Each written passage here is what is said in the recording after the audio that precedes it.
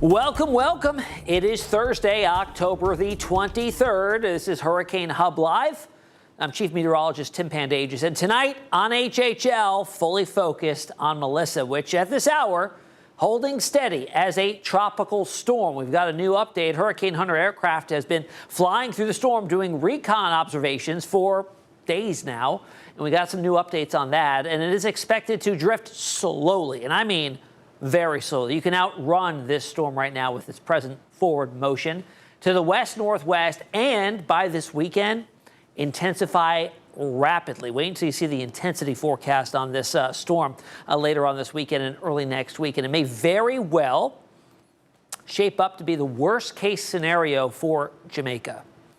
Could see 2 feet of rain there, and if it is a Cat 4, Cat 5, just hovering offshore of the south coast of Jamaica, that would mean a prolonged period of impacts from a Cat 4, Cat 5 hurricane, on top of the 2 feet of rain. Storm surge, wind damage, that sort of thing. Here's how it looks right now. Okay, this is going to be a system that's going to look completely different in about 36 to 48 hours or so as we get into the upcoming weekend. It's going to start to get its act together. The wind shear that's been impacting this storm and kind of keeping it leveled off as a tropical storm for its lifetime so far, so over 2 days, is still ongoing at this time, and you can see it's got some sporadic flare-up of convection, mainly on the eastern side of its center, which with the latest Hurricane Hunter observation here, they're showing a reformation of the center slightly farther to the north, meaning that storm center has nudged a little bit closer to Jamaica, to western portions of Haiti. We'll see how down the line that may influence the overall forecast track here. Now, we have the 8 o'clock updates here in the advisory. We get the track updates at 5 o'clock and 11 o'clock. We get them updated 4 times a day, and then 5 a.m., 11 a.m. So no updates on the track right now with the new observations. We'll see if that changes at 11, but this is how it looks right now. 45-mile-per-hour winds, so slightly weaker than when we talked yesterday. It was at 50 miles per hour. Pressure, steady at 1,000 millibars. And notice it is moving generally to the north at 2 miles per hour. Very, very slow mover, and it's sitting over Bathwater in the Caribbean Sea right now. Here's a look at the upper level shear still coming on in from the west-northwest. A pretty strong shear that's creating an asymmetrical presentation on satellite imagery, meaning it's lopsided, it's being tilted, it's being blown over by that wind shear, and the low-level circulation is actually running out ahead of it off towards the west. And you can see Hispaniola there. Jamaica's right over here. So there are already being impacts felt, especially a whole lot of rain with this moisture fetch coming in over the Caribbean and bringing in some heavy tropical downpours up and over Haiti and up and over the Dominican Republic. Keep in mind the orographic lift, the highest geography, highest topography here, highest altitude, or elevation, I guess that's the word I'm looking for, is over the island of Haiti and Dominican Republic. The highest peak there, around 10,000 feet, Pico Duarte, I believe is that peak name.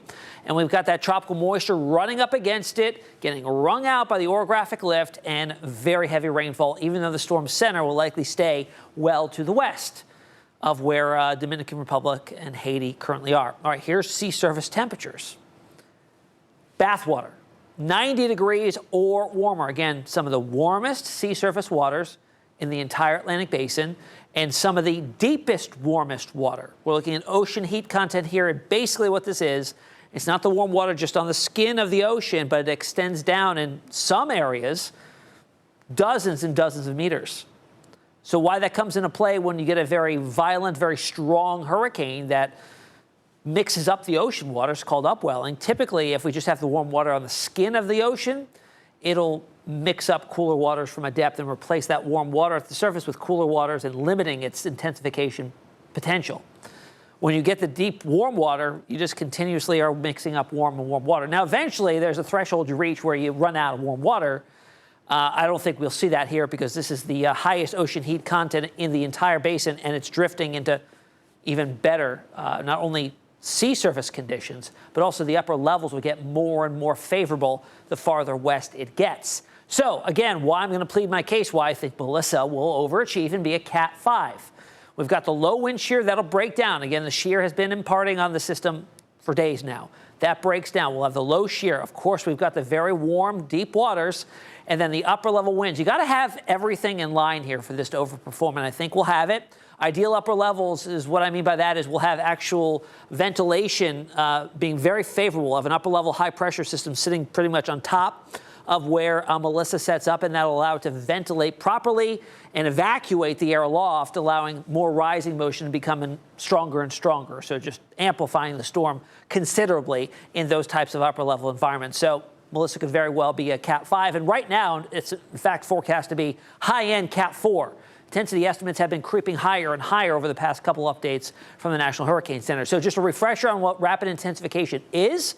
It's an increase in sustained winds of 35 miles per hour over a window of time of 1 day, 24 hours. It's not that uncommon anymore. We've seen it several times already this season, and 1 in 3 storms do undergo this RI, rapid intensification, and most Cat 4s or Cat 5s will have an instance of it. And here is the new intensity forecast. This is going off the 5 o'clock advisory. That's when we get the updates on the track and the intensity in the forecast. And from 45 mile per hour winds now, we pretty much remain steady and intensify a little bit up through tomorrow. But it's really Saturday into Sunday, that window of time that it's explicitly forecast. You see here a 40 mile per hour increase in sustained winds in 24 hours. We go from a Cat 1 to a Cat 4 from Saturday afternoon to Sunday afternoon. And then we max out now at 145 mile per hour winds. Now 156 or greater is Cat 5. So we're not all that far away. And as we've seen time and again so far this season, when you get a storm moving into an ideal environment, they tend to overperform. So 145 mile per hour winds could easily turn into 155, 160. Here is the forecast track. Okay, it is moving here, but it is moving very slowly. And this track covers 5 days worth of time. So Jamaica, why I'm saying this could be a worst case scenario is because you're seeing impacts now, but you're going to see even greater impacts as it gets stronger and drifts towards the island here. By Sunday afternoon, it's sitting just offshore at a Category 4 here. Excuse me, by Tuesday afternoon, even Sunday afternoon as well, it's sitting as a Category 4, 130 mile per hour winds. And then you go 2 days later, it's a Cat 4, and now it's sitting just off the west coast of Jamaica, pretty much just hovering there for 2.5 days. And stronger by that point, 145 mile per hour winds. So a prolonged, impactful, possibly catastrophic event for Jamaica. And then, of course, eventually eastern portions of Haiti, Cuba, and western portions of Haiti here going in through the next several days. This is going to be a long duration event. We'll be talking about this right into the middle of next week. So again, maxing out Tuesday afternoon right now, 145 mile per hour wind. So let's look back at Jamaica's hurricane history. You think, being in the middle of the Caribbean, this island's gotten direct impacts a lot. And, we're going back from all of our records. I just did major hurricanes here, Cat 3 or greater. There's been 18 major hurricanes in recorded history. When we keep records going back to the 1850s, I'm sure there's been much more before then. But within 50 miles of Kingston, there's been 18 of these storms that have passed near there. Not necessarily direct landfalls. The last time there was a direct landfall, just take a second and just try to guess what storm that may have been. I'll give you a hint. It was 13 years ago, almost to the day, on October 24th, 2012. That was Sandy.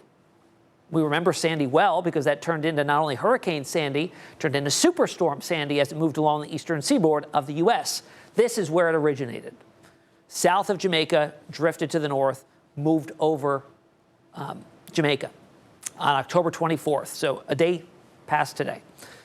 As a Cat 3 at that point in time. It did max out, though, moving over Cuba as a much stronger storm by that point in time. So I'm not saying this is going to be a secondary Sandy or anything like that, but just interesting that was the last time we had a landfalling hurricane in Jamaica with Sandy, and it had a big impact on the U.S.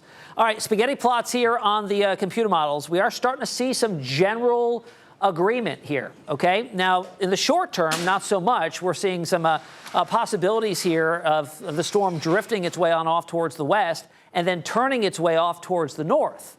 Now, when that happens is going to be critical here on if it does make a landfall in Jamaica or not, or if it drifts a little farther to the west, again, in a more favorable environment by this point in time, likely a stronger storm, and then turns to the north. But they are all hinting on that pull or that tug to the north and then missing the U.S., but impacting, of course, Cuba, Haiti, and then eventually Turks and Caicos and over into the Bahamas as well as we get into the middle of next week.